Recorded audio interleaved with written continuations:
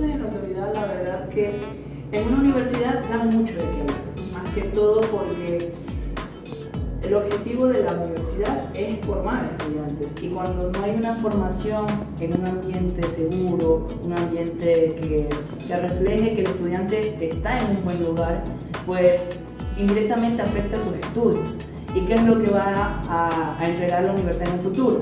Un profesional que es inseguro, que no hace su profesión de la excelente manera porque sufrió de un abuso, en este caso de un abuso a la autoridad. Por lo cual, a veces tenemos ese miedo. Sabemos que es una autoridad mayor que uno, una autoridad mayor que un estudiante que no puede hacer nada, que a veces no tiene los recursos o los medios para realizar un cambio. Entonces, ahí es cuando nos preguntamos, ¿qué hacemos como estudiantes? ¿A quién acudimos? ¿Cuáles son los efectos psicológicos más comunes que experimentan los estudiantes universitarios que sufren abuso? Bueno, entre los efectos que puede experimentar un estudiante universitario tenemos el estrés, tenemos la ansiedad, la depresión, la adaptación al cambio, problemas en relaciones intrapersonales, problemas en relaciones de pareja, entre otros. ¿Cómo pueden estos efectos impactar el rendimiento académico y la vida social de los estudiantes? Claro, el abuso de los estudiantes universitarios afecta y mantiene una relación muy estrecha con lo que es el desempeño académico, lo que genera un bajo rendimiento académico, debido a que el maltrato o abuso, ya sea psicológico o físico, permite ingresar a un estado de tristeza o soledad en donde se da un desorden emocional en el cual provoca una baja autoestima. ¿Qué señales o síntomas pueden indicar que un estudiante está sufriendo algún tipo de abuso en la universidad? Bueno, uno de los principales síntomas que va a presentar es el querer retirarse de la carrera o de la universidad como tal. También va a empezar a aislarse de sus compañeros y amigos a tal punto que no va a querer ni siquiera salir de su casa o de su cuarto. Por otro lado, va a perder el apetito, va a tener insomnio, cansancio, dolores de cabeza muy fuertes, autocrítica a su persona, su forma de vestir, actitudes que antes le ilusionaba y que va a dejar de tener. ¿Cómo pueden los servicios de consejería universitaria apoyar de manera más efectiva a las víctimas de abuso?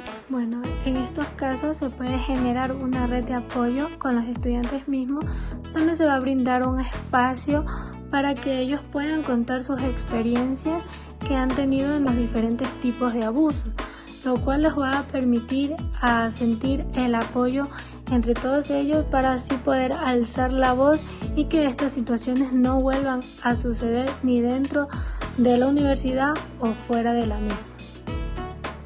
Abuso de autoridad.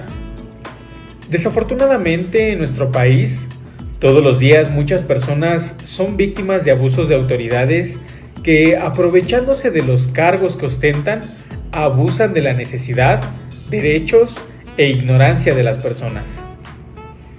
Un abuso consiste en hacer uso de un recurso o tratar a una persona de manera impropia, incorrecta, improcedente, ilícita o ilegal. La autoridad, por su parte, es el poder, la soberanía, el mando o la influencia de quien ejerce el gobierno. Ahora bien, ¿qué es el abuso de autoridad? El abuso de autoridad es un delito que se presenta cuando los servidores públicos, aprovechándose de los cargos y de las funciones que tienen, abusan del poder de los mismos para satisfacer intereses personales o de terceros allegados a ellos. Podemos decir que el abuso de autoridad tiene lugar cuando un dirigente o un superior se aprovechan de su cargo y de sus atribuciones frente a alguien que está ubicado en una situación de dependencia o subordinación. Una forma de abuso de autoridad sucede cuando la persona que accede a un cargo o a una función aprovecha el poder que se le otorga en beneficio propio y no para desarrollar correctamente sus obligaciones.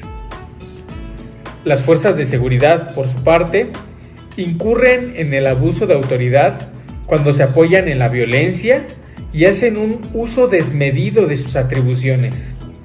Un ejemplo de este tipo de situación aparece cuando la policía detiene a alguien sin justificación y no permite que el afectado se exprese o se defienda. ¿Le ha pasado? Seguramente sí. Según la ley, ¿qué conductas de los servidores públicos están consideradas como exceso o abuso de autoridad? El Código Penal Federal, en su artículo 215, nos menciona características de este delito. El delito de abuso de autoridad lo cometen los servidores públicos que incurran en algunas de las conductas siguientes. Mencionaremos algunas. 1. Cuando, para impedir la ejecución de una ley, decreto o reglamento, el cobro de un impuesto o el cumplimiento de una resolución judicial, pida auxilio a la fuerza pública o la emplee con ese objeto. Segundo, cuando ejerciendo sus funciones o con motivo de ellas, ejerciera violencia o insultara a una persona. Tercero, cuando indebidamente retarde o niegue a los particulares la protección o servicio que tenga obligación de otorgarles o impida la presentación o el curso de una solicitud. Cuarto, cuando el encargado o elemento de una fuerza pública, requerido legalmente por una autoridad competente para que le preste auxilio, se niegue a dárselo o retrase el mismo injustificadamente. Quinto, obtenga, exija o solicite sin derecho alguno o causa legítima para sí o para cualquier otra persona parte del sueldo o remuneración de uno o más de sus subalternos, dádivas u otros bienes o servicios. Y sexto, obligar al inculpado a declarar usando la incomunicación, la intimidación, la tortura o tratos crueles, inhumanos o degradantes. ¿Cuál es la sanción para los que cometen el delito de abuso o exceso de autoridad? Al servidor público que cometa el delito de abuso de autoridad, se le podrá imponer, dependiendo el caso o la falta en la que incurra, de unos 8 años de prisión y de 50 hasta 100 días multa, o de 2 a 9 años de prisión y de 70 hasta 150 días.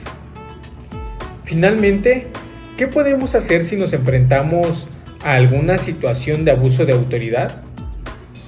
En caso de ser víctima o conocer de actos de abuso de autoridad, un acto arbitrario e injusto, se debe presentar una denuncia, que es la acción penal mediante la cual una persona pone en conocimiento de la autoridad competente un comportamiento que constituye un delito. Esto ante la Fiscalía General de Justicia. Espero